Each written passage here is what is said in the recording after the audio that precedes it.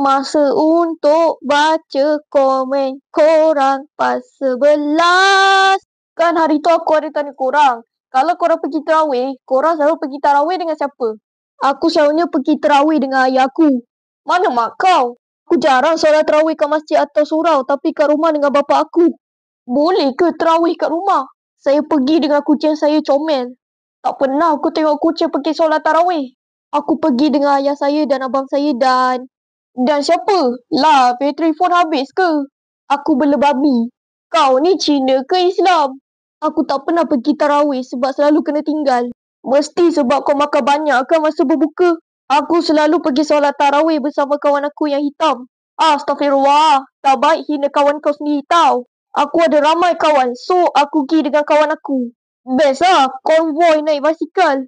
Aku pergi dengan wuduk, ha.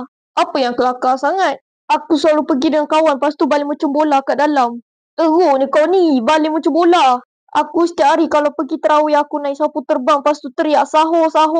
Itu bukan nak pergi tarawih, itu nak suruh orang bangun sahur. Aku tarawih kat rumah dengan abang sekolah aku. Tapi kalau boleh nak agak tarawih dengan Israel, tak sabar nak bantai dia sebab tak baca komen saya. Ni dah baca komen kau ni, kenapa nak bantai aku pula? Dengan bos besar.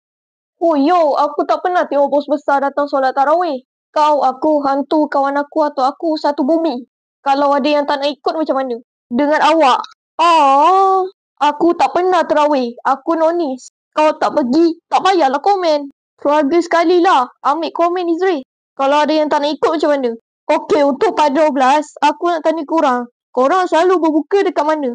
Okey, itu saja. Selamat menaik komen.